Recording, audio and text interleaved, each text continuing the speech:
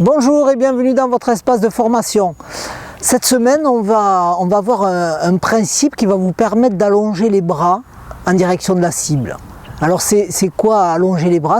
On va générer de la vitesse parce que votre corps reste derrière la balle. Alors ce principe-là va vous permettre d'avoir une bonne traversée, vous permettre aussi d'avoir une allonge de bras supplémentaire qui va vous permettre aussi une traversée de balle et une compression de balle. On va voir deux principes qui vont vous permettre vraiment, par le positionnement en statique et par une dynamique, une petite pensée, une petite sensation, qui va vous permettre d'être derrière la balle au moment de l'impact, permettre de relâcher le club et de pouvoir le lancer. Alors regardez, ce principe important, on va faire un lancer avec le côté droit. Regardez, pour lancer, il va falloir que je reste derrière et que je lance. Mon corps, il va rester derrière pour pouvoir allonger les bras. Ok, je lance vers le haut. Ok, là on a vu le côté droit. Maintenant on va voir le côté gauche. Je vais essayer de lancer avec le côté gauche. Regardez mon corps, je tourne et je lance. Vous avez vu, mes bras ne peuvent s'allonger que si mon corps reste derrière la balle. Donc, regardez ce que ça donne avec un club. On va essayer main droite. Mon corps reste derrière. Je lance, je libère le club. On ne peut libérer le club que si vous restez derrière la balle. Évidemment, si vous avancez, on ne peut plus libérer le club. La seule solution, c'est de se redresser. Ok, regardez, avec le côté gauche, on va essayer de lancer. Pour lancer, il faut que je reste derrière. Sur tous les très bons joueurs de golf, vous allez voir un corps qui reste derrière au moment de l'impact. Et le problème du golf, c'est qu'on a envie d'aller chercher cette balle. Donc, on va partir d'un positionnement statique.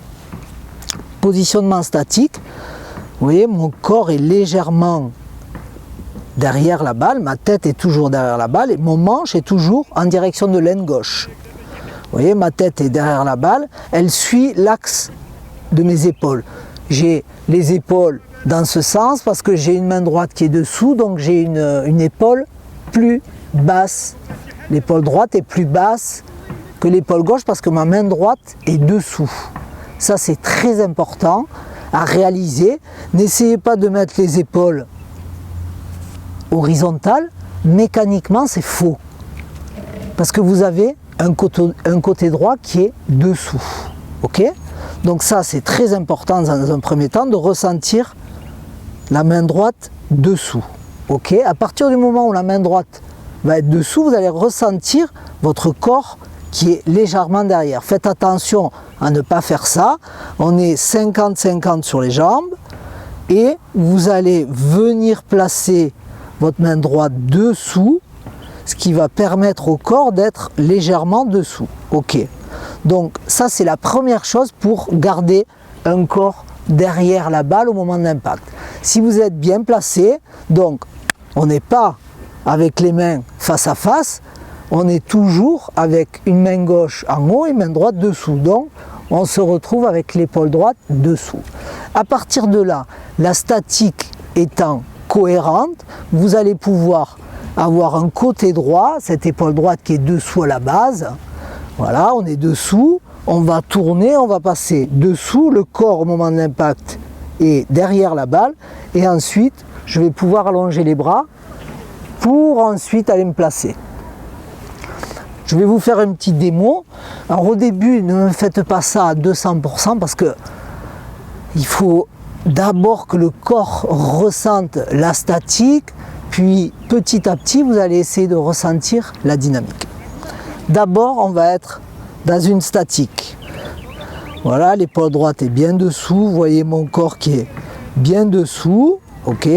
Et ensuite, je vais m'efforcer à rester dessous le plus longtemps possible avec une sensation d'un regard qui voit le club taper la balle. Souvent, je vois beaucoup de joueurs, alors je ne vous demande pas de garder la tête sur la balle très longtemps, je vous demande juste d'avoir cette sensation de votre regard qui voit le club taper la balle. Ça, c'est très important parce que souvent, le regard est déjà parti, il est déjà là.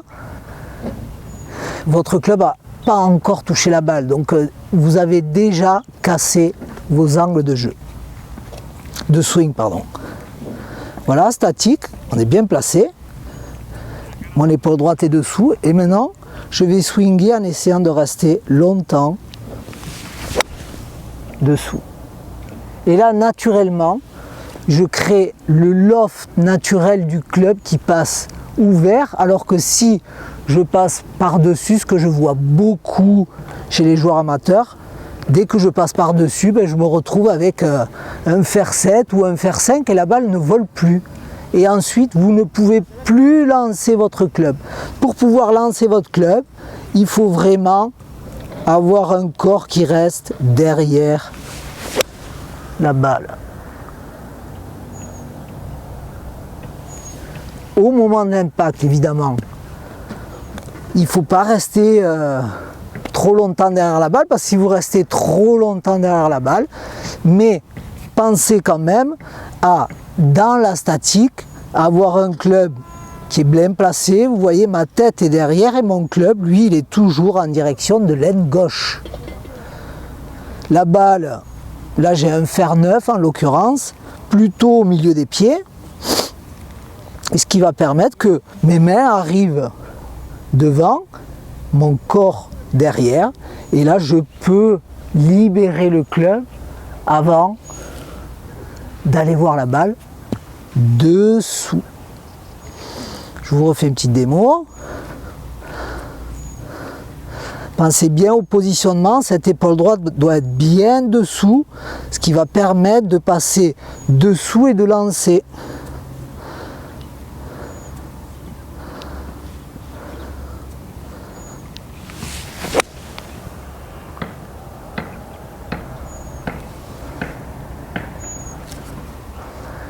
Je vous souhaite de bien vous entraîner. Mettez en place d'abord la statique et ensuite vous allez aller vers la dynamique doucement, 40%, 50% en termes de vitesse pour aller vers un plein swing qui est toujours à 70%.